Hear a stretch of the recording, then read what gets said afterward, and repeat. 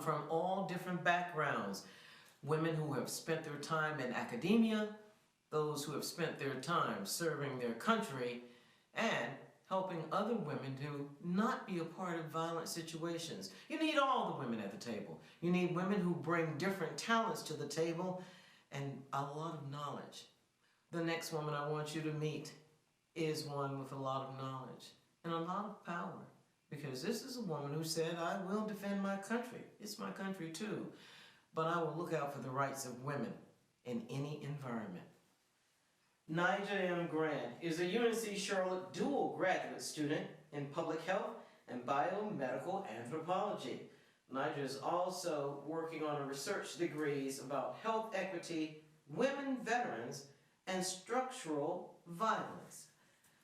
All of those intersect for a lot of women, don't they, Nyja? Yes, they really do. And to the point where actually now the VA is creating a specific section for women veterans because they've realized they've been mishandling us, which have affected our mental, infertility, and basic health, overall reproductive health, and causing disabilities as we're leaving the military, whether we serve 20 or 4 years, because there is such a connection and they affect each other. Talking about structural violence, most people might say, well, I've heard of domestic violence, but what's structural violence? Structural violence is the practices that you see in our different institutions, in the judicial system, educational system, medical system, where they create almost like a pipeline and they make things difficult. So a great example of that would be if a woman of color was to go in and describe pain, they don't take us as serious because 40% of medical students who are white males, based off of research done by Harvard, said that they believe the tropes that our skin is thicker, we don't feel pain the same, and studies have also been done not just with adults but as well with children. If a child comes with a broken arm, if a young white boy walks in and says, I'm in pain, he's more likely to be given a pain medication where they'll just kind of tell the younger kid of color to stop overreacting and deal with it. And so all those things would be an example, because now it's affecting your quality of health. I remember an example where I had a friend who was going to give birth and she didn't want to take any pain medicine, and the doctor said, if we don't do this, you could have a problem because your body needs to relax.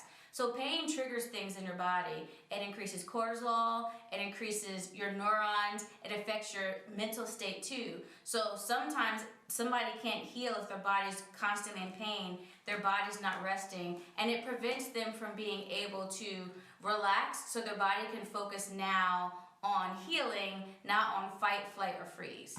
Does America recognize, or women of color realize those types of statistics of how doctors they may be going to see them one way when they're feeling another way? That's a wonderful question, and that's actually what my thesis is going to be based off of for my biomedical anthropology degree. And I'm focusing on what is structural violence, how does it rear its head in the medical profession, and how does it affect our willingness to participate in certain institutions, whether it's education or medical, or even, you have women who say, I need child support, but I don't want the government in our business, because it's shown that structural violence and how they treat us and lump us together. And so I want to identify the differences of when you go to a doctor, what is your experience, and have them talk. Because sometimes they do try to gaslight you or believe tropes. And a great example, I'll use mine. So when I was 24, I gave birth to my son, and when he was about 3 months old, I started having difficulties. And so I went to the doctor, a primary care doctor, and he said, I think it might be your C-section, maybe it's scar tissue, so I'll send you back to the surgeon. So I go back to the OBGYN who did the C-section, and they said, oh, well, we don't think it's that, maybe it's endometriosis, so we'll send you back to your doctor. And then I go back to the base, and they're like, well, to see if it's endometriosis, we have to cut you open. So you haven't done any studies, you haven't done any scans, and for about a year they told me just to drink water and watch my weight was the medical opinion given to me. And I was in labor, full active labor, for 72 hours. That wouldn't have happened if I was a different woman. The numbers of women of color who receive their health care through Medicaid And when we're looking at these statistics concerning the doctors and their treatment, are women who have to depend on federal assistance for their health care at a bigger risk than women who have private health insurance? And even those, if you are a woman of color, your treatment is going to be different. But is there a bigger risk for those women on Medicaid? Absolutely, for several different reasons. So the United States fully understands that there are different standards and levels where people are. And so if you were to actually research other countries, you would see how they provide healthcare to their individuals. And we don't believe in doing that because we don't want Uncle Sam in our business. So we want to be able to control what we do and have the ability to say what we want. And so what happens is a woman who has to get a little extra help because they don't make enough for their business to provide them with insurance, but they don't make enough to go to a doctor and get help. So they get stuck in that middle that if you're giving birth, 45% of births are Medicaid. And on top of that, 80% of them are going to be women of color. And they look at it as in, and then the reimbursement agreement between a private insurance in a hospital and Medicaid and what they'll get is significantly different. So when I go in with my pension and I show my ID card, they might be able to get $300 from me, but $100 from Medicaid. So who gets the priority? And even sometimes who gets accepted even for long-term care. And so what happens there is they're treated different and they aren't listened to, and sometimes people already are seeing you as lazy because you're taking handouts, when that's not really the case. And so it's intriguing to me where they want to control us to where we have to have this baby, but then they treat us bad when we try to deliver this baby, and then they judge us when we need assistance with healthcare or food to feed this baby that they said we had to have. So my next question is about morbidity, because all of these factors together, if you are a young woman of color in your late 20s or early 30s, you have one, maybe two children, and you are working, but you have some health issues because of the work and diet. Morbidity factors for women of color in general, and then specifically for those who are dealing with federal assistance. So when you look at those who are in federal assistance, there's a cycle. So if we're talking about the Charlotte area, everybody should be familiar with the crescent, right? So there's several layers that fill into this. Doctors are only going to be where the money is. It's not in that area. So if you were to take a map and place it down and put the dots where the doctors are, you see there's no dots in a specific area. Moving next, now you need transportation to get to those doctor's appointments. These individuals who tend to live in these areas are less likely to have a car. So how are they getting to those appointments? And then they tend to have jobs that don't give them time off to go to these appointments. So now you're losing money because you have to pay for food, which again, because of zoning and federal policies, you have stores that don't have fresh produce. Or you have what are called pharmacy deserts. You don't hear people talk about those much. So that's where not only do you have a food desert where I can get oodles and noodles, raviolis, and bologna, but I can't get an apple, I now have an issue with my body, or my kid has a fever at 1 a.m. and there's no Walgreens Rite Aid for me to get that Tylenol, which means that child's body stays in the fight or flight stage longer, or the woman's body does, and you're not getting the help you need. So now you don't have transportation, you can't get to the doctor, you can't get the right food, and you don't have the money to go to these other places where food is more expensive to get what you need.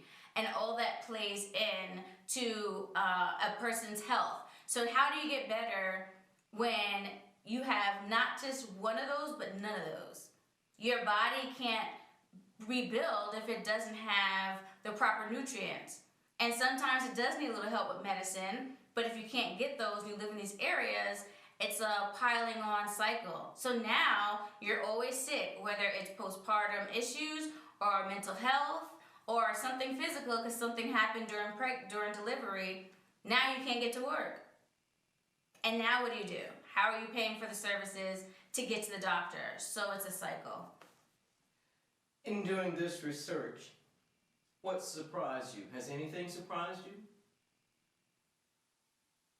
When we look at 2020, 841 women died due to maternal health issues. 60% of those, over 500 of those women were of color. And 60% of those deaths were preventable, 100% guaranteed, preventable. And so when these women died, the hospitals were required to do an investigation to figure out what happened. Had they just, could have saved their lives. Had they just created a protocol to get stuff done, these women would be alive. Had they just taken a moment to listen to her and understand her pain, these women would be alive. And we can't even say it's just money, because Serena Williams talked about hers. She has in her medical records a history of blood clots. When she gave birth, she had a blood clot. She understood the symptoms. She communicated that to her doctor, and they wouldn't listen to her, even though it's her history of having them. So then she almost dies, and they go and check, and she had a blood clot. So fast forward, now she's going back to work, and everybody remembers that black cat suit. And they made a huge deal about that. But what do doctors tell you to do when you have blood clots? Compression. So she was in trouble for speaking up for herself, and then she was in trouble for taking care of her body when she returned back to work. And she was made to look horrible, or because she was trying to be militant, when all she was trying to do is take care of her body and heal and work and bring money into her household. Why is it important for women to do what Serena did and speaking up? Why is it important for this research that women of color be a part of and speak up? At the end of the day, numbers talk. When I was in the military, I was an analyst and a database manager. And we would go to Congress for issues and write up these pretty reports and submit it and get denied for like 6 months. Then they finally came to my analyst office and we provided stats. And within 3 weeks, the money was dropped, the policy was changed, the general came down to talk to us. If we get the women to come and talk to us and give their experiences, then we are able to quantify those, to identify this. Because right now, it's just numbers on a paper, right? It's just Serena Williams, it's just Beyonce, it's just that woman's sister. But when you sit people down and you're having focus groups from 3 to 9 women, and we're doing 15 focus groups or 60 focus groups, that's a lot of women. And then they're only allowed to give their own experience. So it's not even like I heard. These are their experiences. And at the end of the day, we used to always say as analysts, numbers don't lie. And they tell the story.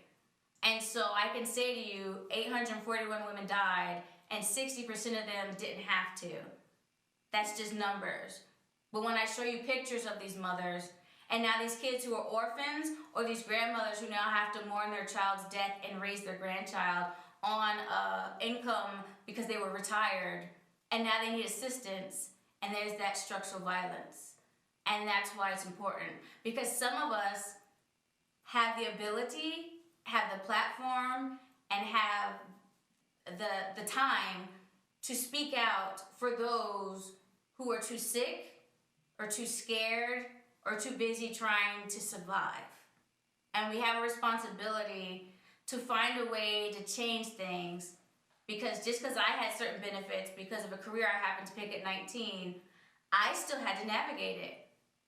And I had to use chains of commands. There were several times I had to go to a 06 and say, here's what your doctor did to me, and they were held accountable. Women on the civilian side don't have that. So we need to be the voice. This research has to be the voice to be able to say, here's what's happening. So we don't just have numbers, but we have faces and names and mothers and sisters and daughters for people to fully understand what's happening.